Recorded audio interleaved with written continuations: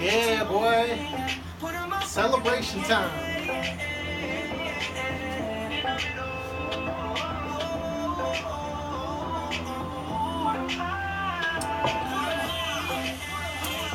Alright, a little celebration music there because YouTube has unlocked a new feature for the channel. So we're going to have a little celebration, and yeah, I'm going to go ahead and do a deep dive on tight ends as a thank you to you guys. So I've got the #1 guy you need to get on tight end. What we're going to do is we're going to go over pretty much all of them. Right? It should take at least 15 minutes, and that was the feature that YouTube unlocked. So now I can make videos over 15 minutes. So it's basically a thank you to you guys. I think it has to do with your likes, your subscriptions, and your comments. That gives YouTube a lot of juice and tells them, you know, that I'm good, or the content's good, something like that. So make sure you like the video. It's down there, you know where it is. And yeah, so besides, I got your top 10 tight ends that I targeted, okay? I'm going to show them all to you. Then I'm going to tell you the one guy you need to get. Just like I told you the one guy you need to get for quarterback, this is the one guy you need to get for tight end, okay? And this is factoring everything, including ADP. So just get this guy and build around him. If you can get all the guys that I'm telling you to get, your team is going to kick ass, straight up, okay? So besides that, I've got another bonus for you here, which is a super deep sleeper, okay? And I've got another surprise for you right here, so stick around. Now, this guy right here, I'm not even going to tell you which one it is. I almost gave it away. So let's go ahead and get started here, all right? So now clearly we all know #1 is Gronkowski, right? I mean, that's obvious. But the reason I put a number over him is to indicate that I like him. Okay, I like his ADP, I like where he is, and the only reason I might not get him is because I'm not going to force it. I'm not really going to reach too far because there's so many other good players in that area that Gronk is in. But if he's within a player or two, that's the best value that you're going to get on tight ends, because there's a significant difference between Gronk and everybody else, including Kelsey. Now, as far as my rankings go, you know, I don't follow the regular consensus rankings because that stuff is hogwash, okay, straight up. What I do is I project, okay? So Kelsey, in my opinion, is not even #2. So first, let's go ahead and just do the simple reveal real quick. Okay, Gronk, he's an excellent value. Just get him, okay? As I spoke about in another video, that if you can get Gronk without sacrificing too much, he's going to be like a running back in your tight end position, and he scores like a running back that, you know, you never have to replace. And you say he's got injury risk, but he went through last year with no injury problems at all. So I'm not putting the injury risk on him any higher than it would be any other time. This, to me, is the safest you're ever going to get with him and the cheapest you're ever going to get him. Add all the injuries they've got on New England and the fact that they like to pour it on even when they're ahead. Listen, Gronkowski is a significant advantage, and you only have so many slots that you're going to have players who are live every week. This gives you the guaranteed advantage at that slot every single week. So I like him. Like I said, I'm not going to force him, and the reason why I'm not going to force him is because I have the #1 guy that you need to target this year at a much better ADP. Unlike a lot of people who are making videos right now, I'm not just going to show you a whole bunch of players and let you choose, okay? That's whack-ass shit, in my opinion. I'm going to tell you exactly who you should choose. And you can either choose him or not, but I'm telling you exactly. I'm taking a stand for this guy, and I'm going to show you who it is. Now, first let me get to #2, and that's Ertz. The only reason why Ertz isn't even higher is because he's got an injury risk, okay? He gets injured practically every year. Even last year, he had a great year, but he was injured. So that is a factor. You know, it's just like Jordan Reed, you got to factor in injury history. And tight end, my friends, is one of the most injured positions. Most people overlook that, or they don't know that. They think running back is, and that's true. That's very true. But tight ends get injured a lot. They have to pretty much do a lot more. They have to do everything. They have to block, they have to catch, they have a lot of responsibilities. So, and Kelsey, listen, the thing about Kelsey, everybody thinks he's really, really up there with Gronk. And I got to tell you, a new quarterback is not something I want a part of. When I'm drafting when I'm spending an extremely high pick on a guy, I need reassurance, okay? And you don't get that with a rookie quarterback or a second-year quarterback who only had a couple of starts last year, okay? I'm not sure he's going to be what he was. Of course, it looks good, but you think I'm going to spend if I want something that just has a little more risk, I can easily come down and get a little more risk and still, instead of spending such a high pick on Kelsey. Now, the reason that I like Ertz is because if you look at this guy's production on a weekly basis, it's one of my favorite words, which is consistency. He doesn't give you 2-3 touchdowns in one game and then nothing in the next game. Okay? He got you double-digit scoring in nearly every single game without fail, and he went under the radar because he didn't blow anyone out. Those are the only games that get press. But here at Max Fire, we look at consistency. Okay, we're trying to eliminate the duds. We're trying to eliminate the goose eggs and the ones that kill. You want players who the whole team counts on them, including the staff who write the scripts for the games. We want this person to be interwoven. Okay, we want no busts. Okay, that's the first thing. We're going to have time to get risky later, but not in the first few rounds. And if you're picking one of these top tight ends, you're risking a lot. Okay, straight up. So if I'm going to risk a lot, I want a guy I know every week. Not a guy who can score 3 touchdowns one week, which is great, but then the next week give me 0. So that's Kelsey, okay? And that's if he is really involved in that offense, and if that offense does good, which we project that it will, but there's no guarantee. Let's see, now Olsen. I've been a big fan of Olsen his entire career, especially when he was with the Bears. Here's the difference, though. Since he got injured, they've changed the way they started playing. And when he came back, nothing really changed back to where they were. Then they drafted McCaffrey, and now McCaffrey's a new toy. McCaffrey's going to get his touches, and make no mistake, that will eat into Olsen's catches. I don't expect Olsen to live up to his previous numbers, which is sad because he was one of my favorite people to target. He was so consistent because Cam leaned on him. But now they're going to lean more on McCaffrey, and that's probably a good thing for their team. So I don't, Olsen will still get his, but they have new wide receivers there, and they're looking to, spread the offense and utilize Cam. So Cam is a great pick, by the way, this year. You can't get Deshaun. His catches are going to go down. Okay, he's still going to be an end zone, but for a high pick on tight end, once you start getting down here, you really don't know for sure if he's even going to come back from his injury. Not 100% of people who got his injury come back, so there's a lot of risk built into Olsen, and so I'm just off of him this year. Now, Delanie Walker, he's a safe pick, but since I have the top guy this year, I'm not really looking at Delanie Walker. There's a lot of good players in that range that I probably want to get, right? So, now, Ingram. The thing I don't like about Ingram is that he had the #1 wide receiver off his team. They had no running game, and they even had the #2 wide receiver off his team, and he still didn't really shine that much. He had a great year, but when you consider all the targets there were for him to get, I don't expect now that they have, Odell Beckham back, and they have that new running back Barkley in, and I just don't see it. Okay. So I think Ingram's going to take a dip, and you're going to pay the price for last year. So he's kind of high right now, expensive. And so he might return the value, but he might not. And I'm looking for people who are almost surely going to return the value. But also keep in mind, this is one thing, value is a really overused term. It's very important, but it gets overused. Okay, we're not shopping at discount dollar club when we're drafting. Okay, we don't always want value. It's okay to reach on players when there's a specific advantage. And I'm going to show you exactly when to reach. The video I had about the one guy you need to draft this year, that's a perfect example. Make sure you watch all those videos and get the #1 pick, especially on the top 4. Because if you can draft all the players I'm telling you that to target, you can actually get all these players. The only one you might not be able to get is the top running back because you might not have got the first pick or the top 4 pick, Besides that, everybody you should be able to target, okay?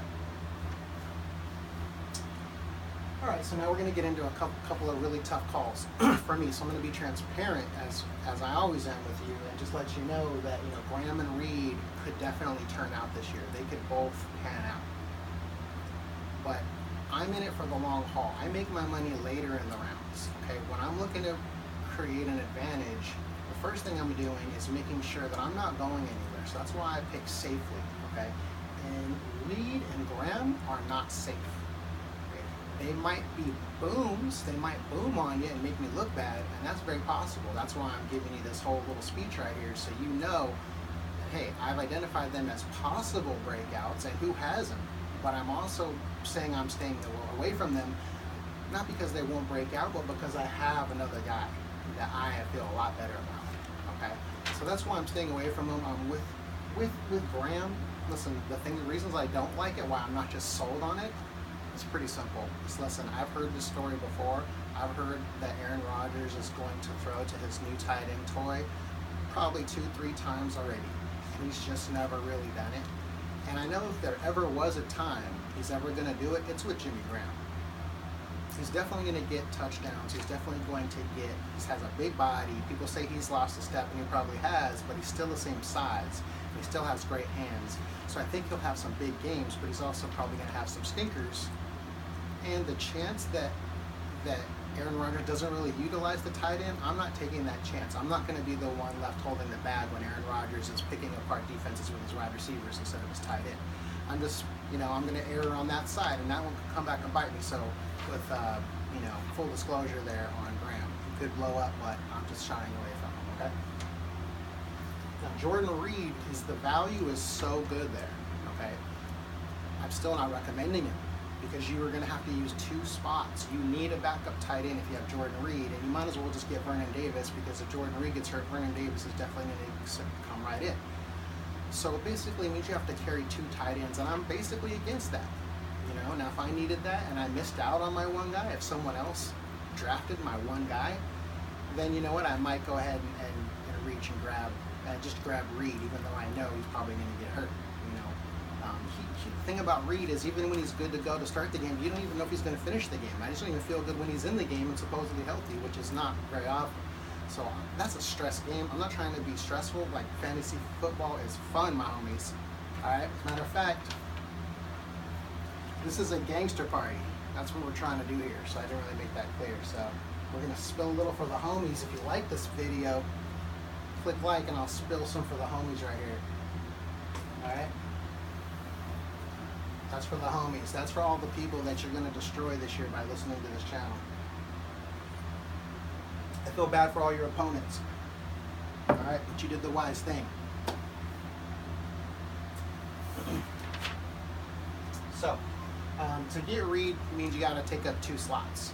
Okay. Now, if you reach for a quarterback like I'm telling you to do, but reach for Watson, okay, or Cam, but not as far as I'll reach for Watson. Get yourself that spot. You never have to bring in a backup unless, of course, they get hurt. But we're not playing like they're going to get hurt, because scared money doesn't make money. Remember that. Okay? That doesn't mean we're super risky. That just means we're not scared. So we're going to reach a little bit for our quarterback. We're going to reach a little bit for our tight end. So we don't need backups. Now, if you are used to having 2 quarterbacks and 2 tight ends, now you have 2 extra roster spots because you committed a little bit earlier to a tight end and a quarterback. Your benefit or reward for that is now you don't need to stream. Even on your waiver week, you just pick someone up. You're only going to benefit a couple points by having some extra tight end on your team the whole year, and you're only going to benefit those couple of points, because that's all that's going to be different between him and a waiver wire pickup. And you're only going to need get those couple of points in that one game where you have a bye week for your main guy. So it's really not worth carrying a backup. And if you get an injury, well, you know what I mean? That's fantasy football right there. You just got to start playing the waiver wire, make a trade, and that's more fun as well. So this is why I tell you to go ahead and get Gronk, because you're going to have an advantage over everyone. This is a freaking mess, you guys. Okay? And if you pass on Gronk and Ertz, which I don't think you should get Ertz really, because the ADP is just too high. He's not Gronk, but he's great. He's my second best. But I'm not going to give up a 3rd round pick for Ertz. Sorry. Especially not when I got my guy down here, which I'm going to show you. Anyway, so you draft Reed, you got to draft Davis. That's my advice. So you're basically saying, hey, I'm going to take the upside, but Davis, I think if Reed gets hurt, Davis will come in and he'll be fine. So he'll be good, okay? Not great or anything. So now we're at number 4. Rudolph. All right, Kyle Rudolph. Now he's a solid pick. I like him, okay? And I basically think he's like Kelsey.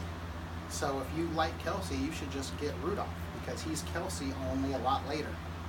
Okay, he's in a good offense, and he's a big, athletic tight end like Kelsey. And he's got a quarterback who utilizes the tight ends. You know, Cousins used to hit Jordan Reed all the time. Now he's in Minnesota, so you can expect Cousins to look for Rudolph. All right. Only thing is, they've got 2 other wide receivers out there, and while they fed those wide receivers last year, that was because their running back was hurt. Okay, this year I expect them to commit more to the runs, and be less passes overall. Plus, they're going to be targeting those wide receivers. There's just not going to be a whole lot of volume as far as catches for Rudolph to do his damage. And he's great, but he's not going to get that many passes in the offense, I think, because Cook is back. You know, essentially, they're going to dial it back in, and they're going to dominate people with good defense and good offense. And so, you know, it's not like they're going to need him for a lot of plays. Like some teams need their tight end on every play. These guys have a lot of weapons. So it's just not a dependable play. And like I said, a lot of these, the reasons why I'm shying away is because I've already identified my guy. So I'm listing them in order, but I pass on almost all these guys. Now Doyle. Now Doyle could blow up, but Ebron's there, and you know, I think they're going to be doing a lot of pass blocking, and the risk is inherent with Andrew Luck. If he takes another hit, you know, you're basically leveraging, you know, your quarterback of your tight end. Whenever you draft a tight end, you should think about the quarterback and how durable they are, because all these tight ends are, for the most part, dependable on their quarterback. Okay, and Luck is one of the most fragile right now, seeing he's just come off injury. There's a lot of question marks there, and they brought in Ebron, probably as an insurance policy. I don't expect him to take too much away, but you know, there's just a lot of risk built into both those players. So I think that he definitely has some arrows pointing up. You know, I don't hate him. I'm just not sold, and that's why I'm not getting him. You know, I'm not just taking a bunch of risks because I like a guy. I need to be sold. So, I already did 4. I'm gonna skip 3. Now, this is the order in which a lot of people have them, by the way, and then I've targeted. Now, Trey Burton. Trey Burton is, he's lined up this year. He looks really good, and you know, for those of you that say, you know, we haven't seen it yet, I'm going to say that we saw it time and time again when he was in Philadelphia. Every time he subbed in for Zach Ertz, he performed like a stud. And if you wait till you see it, it's too late. If you have to wait till you see this stuff, it's too late, man. You know, that's why scared money doesn't make money, because you have to wait if you're scared. When you see something happen once, you need to take notice. When you see something twice, take action. Don't wait for the third time, because that's when everyone else is going to notice. You got to take action on the second one, right? That's how you're a step ahead.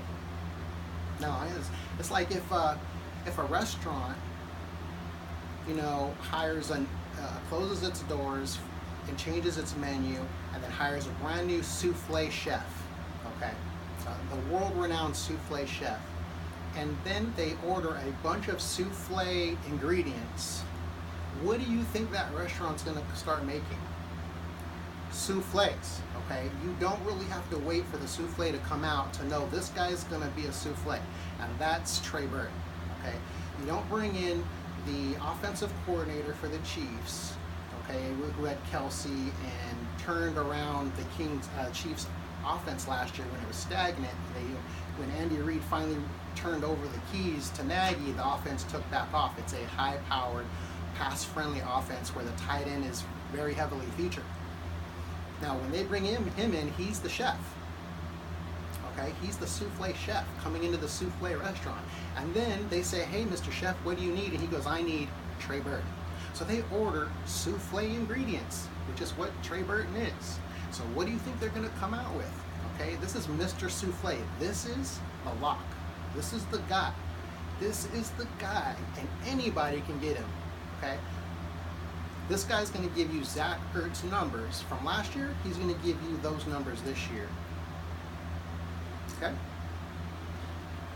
Now, they didn't bring him in and spend $30 million and give him a 4-year contract for nothing.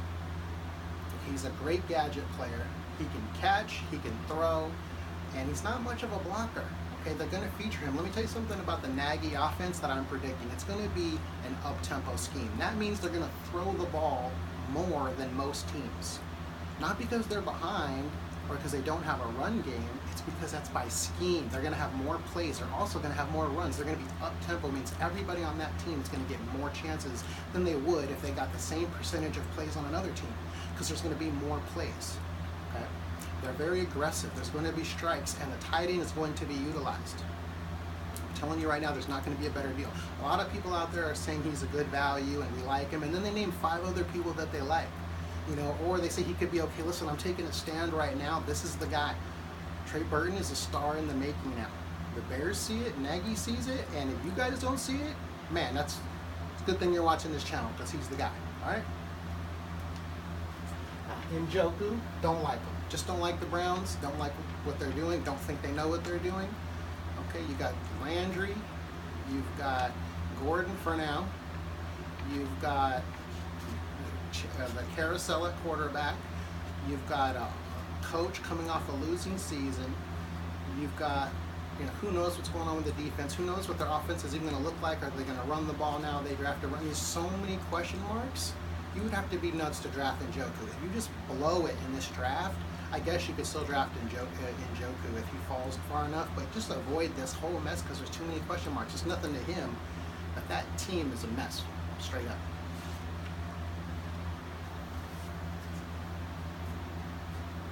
This is the guy I'm going to show you at the end. That's why I'm skipping it, okay? But I'm going to start going in more order. I was just going to go down the list, but this guy I'm going to save till the very end, all right? Now, Brait and ASJ, I'm off. I'm off Brait because it's got 2 tight ends there. You never know who's going to get the ball. You know what? That doesn't make any sense why you'd even draft O.J. Howard or Cameron Brait. Give Cameron Brait a 6-year contract. He's not going anywhere. They spent a very high draft pick on Howard, so I think they're just rolling with 2 tight ends. That's not good for us when we're trying to pick which one of them we're going to be at. I say neither of them, okay? Offensive Jenkins, listen, I'm just not buying the tight end role on the Jags. You know, I don't see it. So I don't think there's enough balls to go around, and I haven't seen what they're going to do yet. Now, maybe after the first couple games it'll be obvious, but as of right now, we don't really know, and I'm not taking a pick on someone I don't really feel good about. So let's finish off a couple of these here. Ebro doesn't have any hands, okay, straight up. The book is out on him. He's not a good catcher, receiver of the ball, but he's got a very good quarterback, and I'm just not interested in him. If I didn't take Doyle, I'm certainly not taking Ebron. You know, and he's just a backup to Doyle probably. I don't think he's really going to push Doyle that much. He'll just be the backup. Now Cook is good. He's all right. You know, you don't want him, do you? I mean, he's probably going to be on the waivers, and you can pick him up anytime you want him. He's just waiver wire material that you can pick up for your bye week. You know, as far as fantasy goes. So, no, I don't want him. Let's go with somebody who's no rookie. You guys want to? So I heard some people talking about Hurst. You want a rookie? Okay. You know, I know that the Baltimore wants to use the tight end, but they've been wanting to use the tight end, and they keep having a lot of bad luck at it. But I'm certainly not going to invest my pick in a rookie. And some of these analysts that say they're just going to play it by ear, you know, they're just going to draft some guy at the end that they like, and then they're just going to stream. Like, nah, that's not what you're going to get from Max Fire, man. I'm giving you the winner. I don't understand that. Okay, why would you intentionally draft a losing or someone you just like and then say, hey, if it doesn't work out, no way, man. That is a losing strategy right there. That's people trying to get too much value. Okay, that's shopping at the dollar store, and we're not doing that. Okay, we're getting the best here. We're not suckers because we only have so much money. Our money is our draft picks, but we're going to get the best. Okay, we're not just going to get the most value. All right. So Hurst and Hooper could be good, but you really think that Hooper? They got Calvin Ridley now. They spent a first-round pick. He's going to get in the offense. They're probably upset they didn't feature Julio enough last year, so they get him a little bit more involved. There goes two receivers taking more than they took last year. Then they're taking a running back. Both of their running backs are healthy. Both of them catch the ball. There's 4 mouths, and you really want to go with their tight end? Now, sure, he'll have a couple of games, and he's a good player, but let's, you know what I mean? If this is a Leaf, he's Leaf number 5. You know, he's last on the list of these mouths to feed, so I don't want him. You know what I mean? And Jaceki, you really want a Miami tight end. If you're in this range, you're in trouble. Okay. So, and then I had some folks on my Rico gatherers out there in Dallas. Don't mess with that. Are you serious? Listen, I know he flashed, but there's a couple other tight ends there, and what we know right now, we can't predict who's going to be the guy. You really think he's going to be Jason Witten? I mean, if you know something I don't, tell me. You know, maybe I'm wrong. I'm just saying from my limited amount of knowledge on the guy, I certainly wouldn't invest my pick in him, and I wouldn't invest a second round pick. Like, oh, well, I'll just throw a late round flyer on him. Why would I do that? That's a tight end. I have my late round flyers for running backs, mostly. Some wide receivers. I'm not backing up my quarterback, and I'm not backing up my tight end unless I have very risky players. You know what I mean? So, all right, let's get to some of these picks. I'm gonna skip 5 because I'm saving that for the end. You know what I'm saying? So let's go. We'll just go down the list here. Okay, Clay. Now, Charles Clay is a guy I like. A lot of people think he's trash. I disagree. They've got to throw the ball to somebody, and he's very, very good. He just does what he's asked, okay? He hasn't been in a real high-flying offense, but he's had some very good weeks. His floor is actually pretty high. He's not going to blow you away most of the time, but one of these years, it's going to be his year where he's going to jump up. This could be it, but even if it's not, his floor is high. So if you're struggling and your guy got hurt and you need a waiver, or you missed your guy, like let's say you missed the guy that I told you to get. Let's say you missed the guy. Someone else saw this video, or they just liked him and they got him, and now you're screwed. So that's why I said go ahead and just get Gronk, because I don't want to get screwed. All right. Now we got Ben Watson. I like Ben Watson. I don't love him, but I like him. His value's good. And by this time you're screwed. You missed on Burton, and you're trying to pick a guy. And I'm going to leave this, since that's my guy I told you to get, I'm not sold on all of these guys anymore, okay? This is a friggin' mess. Past Ertz, it's a mess, and as far as ADP goes, the whole thing is a freaking mess. The only way you beat the ADP is by taking the best player. That's the only way you beat the ADP, or by, in my opinion, Trey Burton is the winner here. He's the lottery ticket you got to get, okay? So, all right, now, that card falling revealed Eifert and Kittle. Now, Eifert I don't like, okay? Injury risk, don't like the offense of the Bengals that much. Even though I like A.J. Green, I don't like Eifert, okay? I just think it's, you show me first. You've been around for a long time, Eifert. When you have a really good season, you know, let me know. And then maybe I'll consider you. But right now, I'm picking people that I really like. As far as Trey Burton goes, even though he hasn't had a season, every time he's subbed in, he's done very, very good. And if you extrapolate that out, he's a top 5 tight end, easy. Easy. That's why I tell you he's going to get Ertz numbers. Now, if you draft Kittle, a lot of people like Kittle. The scouting report is he's injury prone. And a lot of people don't know this, but Selleck is actually a really quality good tight end he can catch. And he gets a lot of the reps. So there's no, if I had one of the two, I'd probably prefer Selleck, you know what I mean? Even though the hot trendy take is Kittle.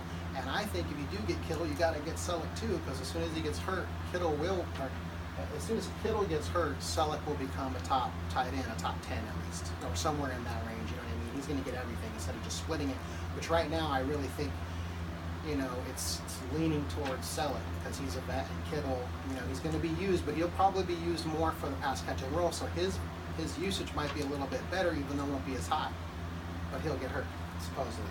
That's the scouting report. So I really don't want to carry two, and I don't like being nervous about people's injury. That's why I stay away from Reed. That's why I stay away from Kittle. Even though their late round ADPs make them great values, because if they turn out, you're going to look like a genius. Okay, but when they get hurt, you're going to look like a dummy. You're going to feel like a dummy too, and then you're going to be scrambling. Now you have to keep him to decide, oh, do I want to keep him on my bench if he's going to be back before the end of the year? I guess I'll just let him sit there, and then he rots on your bench all year because you can't trust him because he's hurt. But you can't dump him either because he could get better. I mean, it's a nightmare to have an injured player like that, so I don't want any part to do with that, okay? Forget the ADP and all that. I'm staying away from injuries.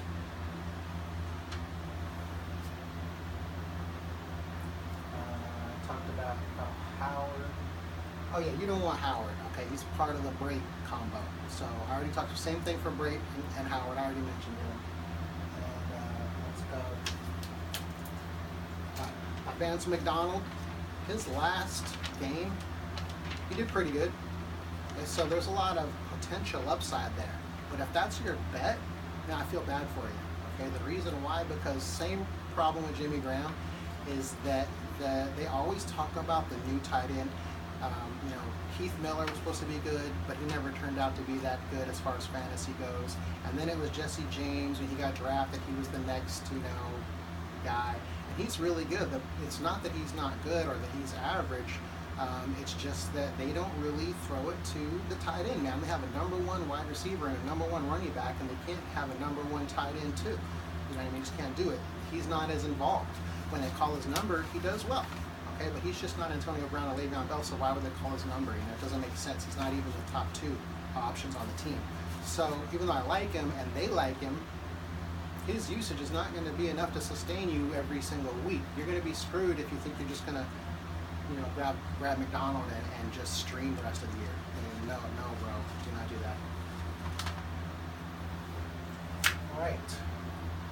Now, this is the San Diego tight end. Okay, the San Diego tight end, whoever that may be. If they sign Gates, grab Gates. Gates will be good for touchdowns. Okay, there's no doubt about that. And if he doesn't come in and they don't sign anybody else, don't tell me that, you know, Mike Williams is going to be the new tight end or the big red zone target. Sure, he'll get looks, just like all the wide receivers there are huge. Okay, they're not quite as big, but listen, they're not the tight end. Okay, that's not their route. And if Virgil Green is the tight end, then I like Virgil Green because he's not that bad. He's just been stuck behind Antonio Gates. Okay, he's not a star, but he's not bad. And trust me, Phillip Rivers can get him the ball and he can score for you if he's the tight end for the Chargers and they don't sign Gates. So the Chargers tight end is valuable, okay, especially if it's one guy. If they're sharing work, now I'm off. Okay, my last of the 10 that I've targeted. Ricky Seals-Jones. Okay, this guy is a boss. The only thing they're going to use him for is pass catching, okay? And the word out of Arizona is that they really like him and they think they found their guy. That's a good sign. So when you consider the ADP and you consider the only reason you're really risking this is because you're in deep doo-doo, you didn't draft your tight end or somebody snaked him from you, and now you're reaching, okay, I like him. He's a guy with upside. He could save you. He could make you look like a genius. You're not going to sleep at night, but he could definitely do it for you. You know, he's a lottery pick, okay? But he's a smart lottery pick because they need to have somebody in there. They're going to need to throw the ball. Larry Fitzgerald isn't going deep every time. You know what I mean? And Christian Kirk's a rookie. So let's think about Ricky Seals-Jones here. All right. So that's pretty much it. And now I got some shout outs to give you, and then I got my special pick right here, which I'm going to tell you, I put a little code word right there, Tom Hanks, and see if you can figure it out. But yeah, if you really miss out on my boy Burton, okay, get Burton. Do not miss out on him. Take him around early. When you see the tight ends starting to go, right, you know, after Rudolph, don't jump the gun. But if your pick isn't too far away, you're going to be all right. But if you got a pick that's far away, you're not picking for a while, and he's only a couple of tight ends ahead of him, go ahead and pick him. I told you already he's going to be a top 5 tight end. So imagine, you know, you miss him, then you're going to be screwed. Okay? But if you do get screwed and you do miss him, this is the guy you're going to want, Tom Hanks. All right. I'm going to let you sit on that for a second. Who might that be? Luke Wilson. Yeah, my man. Luke Wilson is a great pick. You know why? Because it costs you almost nothing. And come on. You're going to be in the Detroit offense. All the clutter from the tight ends in the Detroit offense is gone. You're the only guy. Talk about opportunity. This is the guy I'd probably grab. And if I do miss on Burton, man, now I'm nervous, okay? Because I might have to grab Reed or someone else, even though I don't want to. You know, but that means I got to roster 2. And I really probably won't draft Reed at all. You know what I mean? Clown will always get Trey Burton. But if I miss him, I'm not liking things very much. You know what I mean? So, I guess that's it. Oh yeah. So Luke Wilson is the one right here. and I really appreciate you guys watching. This is the whole reason why we went 15 minutes on this, is because we can, and you guys helped me unlock that with your activity, you know. So thank you again, and that's why I did this, just because I figured, you know, I'd give it back, since I know you guys don't have to comment, you guys don't have to like it, you know what I'm saying? You just watch it and then just leave. So genuinely thank you for the likes, because you know it helps me. And for my bonus here, I want to give a couple shout outs to the people who left comments on my videos so far, because you guys are the ones that helped me unlock the 15-minute feature. And so Complete Control, your comment about Deshaun Watson, I love that. That was a great comment. That's one of the best comments I've seen. I mean, that thing was nice. So kudos to you. You and me are down for Deshaun all the way. It's good to know we got a brother here. You know, we're brothers, you know, and we run the bandwagon for Deshaun, all right? Rob J 387, you know, talked about Deshaun Watson is the Michael Jordan. Yes, you're right, my brother. Thanks for the comment. And Wavies, you know what's up, man. Thanks for your views and your likes and your subs. And you too, Complete Control, you said you subbed. And so anyone out there who subscribed, thanks, because you know it means something to the channel. I mean, I'm just doing this for fun, but you know it does something for the channel, so I appreciate that. If you like this video, like the video. If you haven't already, just like it, you know what I mean? I already spilled some for your future dead homies that you're going to crush in your leagues, so give me a like right there. And here's one more thing. I'm going to figure out, I'll give you guys a little control. Tell me in the comment section if you want me to do the busts or the musts, because I got some people that you must get, and then I got some people that you must not get, and we call them busts. And I'm kind of thinking, which one should I do? I can't do all of them. The channel started late, you guys. A lot of people drafts has already happened or are going to happen still, so I'm trying to get the content out. So do you want busts or musts? So put in the comment section, bust or must, and I'll look at that and I'll decide which one the next one is going to be. And thanks a lot, man. You all know Scared Money doesn't make money. Subscribe, like, watch, draft, waivers, trade, win the chips, get the money, and that's it. We're out. 15 minutes, we passed it, and we're done. Boom. Later.